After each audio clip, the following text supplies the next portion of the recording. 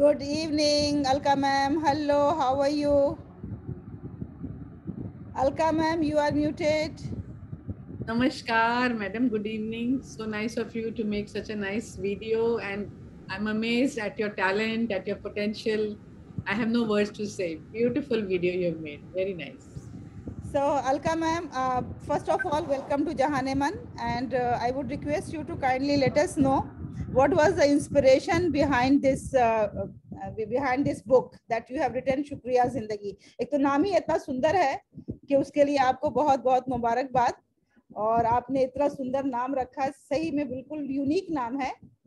तो मुझे लगता है कि ये आपने कहाँ से, किस जगह से आपने ये नाम रखा है, कैसे आपकी इंस्पिरेशन आपकी क्या रही इसके पीछे? मैम, सवाल तो एक है, जवाब बहुत बड़ा है, पर मैं छोटे में छोटे बोलने की कोशिश करूंगी. ऐसा है कि शुक्रिया मैंने ऐसे रखा है कि she is my mom and जिंदगी इज माई फादर, माई पापा. एंड मेरी मम्मी ना एक रानी थी, रानी ऑफ ग्रेटफुलनेस. छोटी छोटी छोटी छोटी बातों का हमको सिखाती थी कि be grateful, show gratefulness, thank you. ये और बोलने से नहीं होता है, करना है. आपके लिए किसी ने कुछ किया है तो आप उसके लिए क्या कर सकते हो वो देखो आप. And that's what ingrained in me, and the way they lived their life, both of them, the way they were living a life of contribution to the world all the time. Giving, giving, giving was their tagline.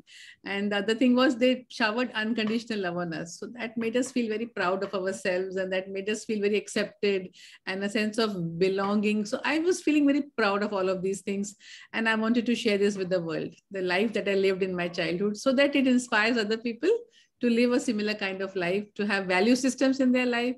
और क्या होता है कि संस्कार जो हमारे parents ने हमको दिए हैं वो जिंदगी भर तक रहते हैं और हमारी आने वाली पीढ़ी के लिए भी अच्छे होते हैं. इसलिए मैंने ये किताब लिखी है, सबको इंस्पायर करने के लिए और शेयर करने के लिए. Thank you so much for the. चलिए, बहुत बढ़िया, बहुत बढ़िया. तो आप ये बताएं कि इस किताब में आपने कितने चैप्टर्स बांधे हैं, कितनी इसमें कहानियां हैं, किस तरीके से, कौन सा पैटर्न आपने इसके लिए इख्तियार किया है? बहुत सारे चैप्टर्स हैं, बहुत सारे चैप्टर्स कम करने पड़े थे. मैं तो लिखती जा रही थी तो कहानियां कभी खत्म नहीं होती हैं हमारी बचपन की. जैसे आप जानती हैं हलीमा जी कि इतनी सारी स्टोरीज है ना, कि मेरे पापा मम्मी ने जो सैक्रिफाइसेस किए हमारे लिए, जो मेरे पापा लोरियां सुनाते थे हमारे लिए, जो हमारे विदाई के टाइम में गाने गाते थे, जो प्यार उन्होंने हमको दिया है वो अंतहीन है और वो कभी खत्म नहीं होता है. तो मेरे चैप्टर्स भी इसी तरह से बढ़ते जा रहे थे, पर मैं किसी तरह से उनको समेट के मैंने 12-13 चैप्टर्स में किया है. तो बस यही है कि वो बातें जो मेरी बचपन की थी मैं एक्सप्रेस करना चाहती थी, मैं लिखना चाहती थी, लोगों को बताना चाहती थी, इसीलिए मैंने ये लिखा है. So nice of you. आपके बातों से ऐसा लगता है कि जैसे कि आपके पेरेंट्स ने आपकी बहुत ही अच्छी तरबियत की है और बहुत ही प्यार के साथ उन्होंने आपको पाला है और आपको पूरी आज़ादी दी है कि आप जो चाहे जिंदगी में वो रास्ता इख्तियार करें. इस सिलसिले में आप क्या कहना चाहती हैं? यस, वो तो बिल्कुल सही बात है. हम लोग 4 डॉटर्स हैं हमारे पापा मम्मी की, और हमें इतना इंडिपेंडेंस मिला है कि पापा कहते थे तुमको जो करना है करो पूरी. और हमको ना ऐसे नहीं था कि तुमको डॉक्टर बनना है, तुमको क्या बनना है. हालांकि हम 4 में से 3 बेटियां डॉक्टर बनी है, लेकिन हमारे घर में हसल नहीं था हमें क्या बनना है, इंजीनियर बनना है, डॉक्टर. हमें एक फूल की जैसे, जब फूल कैसे उगता है, एक एनवायरनमेंट क्रिएट किया गया था कि जैसे एक सॉइल बनाई जाती है, उसके अंदर सब पैस्चर्स और मैन्योर्स और फर्टिलाइजर डाले जाते हैं, उसी तरह से हमें वो वातावरण दिया गया था कि तुम ब्लॉसम करो. और हम लोग अपने अपने वे में अलग अलग फ्रेग्रेंस से हम लोग ब्लॉसम करते हैं. तो ऐसा मुझे लगता है कि हमें कुछ भी टेंशन नहीं थी कि हमें डॉक्टर बनना है. हमारी मम्मी एक्चुअली ना रात में आती थी हमारे कमरे में जब हम पढ़ रहे होते थे, किताबें बंद कर देती थी, सो जाओ बस, बस होगी पढ़ाई, बस होगी, डॉक्टर बनना है बन जाओगे तुम लोग, जरूर बन जाओ. So that kind of training was given to us कि it was not at all, there was no hassle, तुम ये करोगे तुमको ये मिलेगा, तुमको ये ऐसे करोगे तुमको वैसा मिलेगा, ऐसा कुछ नहीं था. हमको बस एक सुंदर सा एक एरिया दिया गया था, वातावरण क्रिएट किया गया था कि तुम बनो जो तुम्हें बनना है, जो खिलना है तुम खिलो, बस ऐसा था. बताएं कि आप क्या बनी और आप क्या खिली, किस तरह से खिली, थोड़ी सी आप अपनी कहानी बताइए. मैं कुछ नहीं, मेरे को तो बस मेरे पापा एक बेटे के जैसे ट्रीट करते थे. और मेरी जब भी 4th सिस्टर हुई थी ना, तो जब पापा घर पे आए थे तो ऐसे हम लोग गीटे खेल रहे थे, हम लोग तीनों बहनें बैठ के वो पत्थर वाले गीटे खेल रहे थे, और हम लोग वेट कर रहे थे पापा आएंगे घर पे तो क्या बताएंगे. तो उन्होंने बड़ी छोटी सी आवाज में बोला कि एक और बहन आ गई. तो मुझे बड़ा बुरा लगा। मैंने कहा पापा ऐसे क्यों बोल रहे हैं, हालांकि हमारी छोटी बहन जो है ना आई स्पेशलिस्ट है और वो सबसे सबसे आगे है दुनिया में और बहुत प्राउड है हम उसके लिए। लेकिन जब पापा ने ऐसे बोला, मैं छोटी थी, तब मैंने सोचा कि पापा ऐसे क्यों बोल रहे हैं, तो मैं पापा को ना बेटा बन के दिखाऊंगी, मैं पापा को बेटे की कमी होने नहीं दूंगी। मैं तो ऐसे मैंने प्रण कर लिया था। And that I told my father that I am not going to make you feel like you don't have a son, and that is what I did. And he encouraged me, तुमको जाना है, जहां जाना है, जो करना है, पढ़ाई करनी है, नहीं करनी, उड़ना है, उड़ो तुम। And that freedom he give to all of us. And मुझे लगता है कि मैं अभी भी मैं आसमान में उड़ रही हूँ मैं मुझे रियली ऐसा लगता है, I am so free and I am so happy with my life, you know, that I tell that all this is because of what I learned in my childhood. बचपन में जो मैंने सीखा। बिल्कुल। तो आप ये बताएं कि आप के कोई भाई भी हुआ या सिर्फ 4 बहनें ही रह गई? नहीं, हम लोग चारों हैं। और मेरी मम्मी पता है क्या कहती थी, उनको पूछते थे ना बच्चे कितने हैं, तो बोलती थी मेरी 4 बेटियां हैं और 4 बेटे हैं। तो जो दामाद है ना उनको वो बेटा मानती थी, और वाकई इतना प्यार करती थी हमारे सब हस्बैंड्स को कि वो हम बोलती थी कि मेरे 4 बेटी 4 बेटे हैं। और really it was like this only. और सच में मैं बताऊं तो सारे दामाद भी बहुत अच्छे हैं, बहुत ही रिस्पेक्ट करते थे मम्मी पापा को, बहुत प्रेम दिया उन्होंने मम्मी पापा को। And I am really proud of all the sons in laws in my family, you know, including my husband. तो ये बताइए, जो आपने किताब लिखी है, ये आपकी तमाम बचपन की यादें हैं या फिर बचपन से लेके जवानी से लेके आपकी जो करियर लाइफ है वो सभी कहानियां आपने इसमें शामिल की हैं? ऐसा था हलीमा जी कि वो किताब भी मैंने अभी निकाल दी है, वो भी लिखी है मैंने, जो मेरे करियर के टाइम में जो मैंने तकलीफें देखी थी।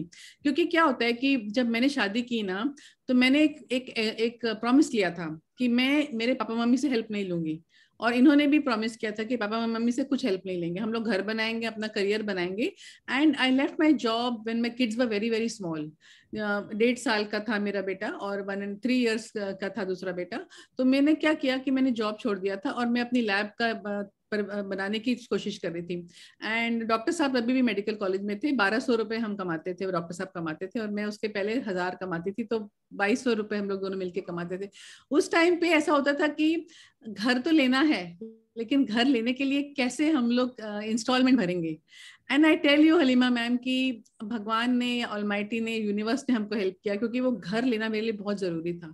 हम लोग बहुत छोटी जगह में रहते थे और हम दोनों बच्चों के साथ हम चारों लोग एक ही कमरे में रहते थे, तो मुझे उड़ना था वहां से और दूसरा घर में जाना था।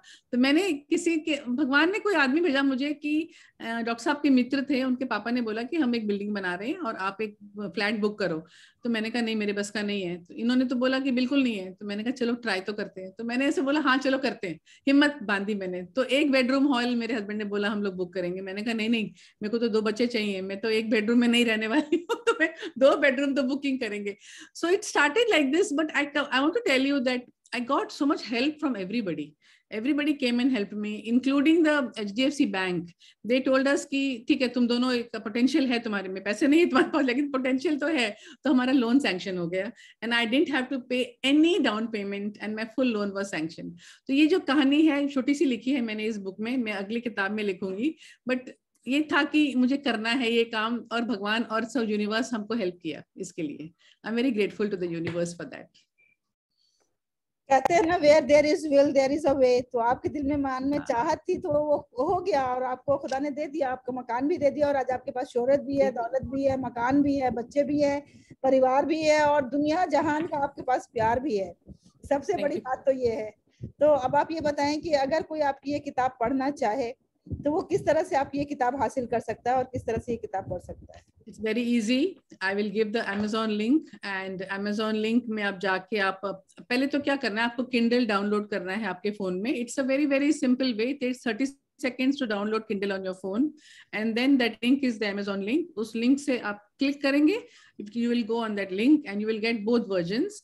किंडल वर्जन भी पॉसिबल है वहाँ पे, पेपर बैग भी पॉसिबल है। आप दोनों में से जो आप चाहते हैं, जो आपको अच्छा लगता है, आप उसको डाउनलोड कर सकते हैं, पढ़ सकते हैं, और आप पेपर बैग भी मंगवा सकते हैं, आपके घर पे आ जाता है।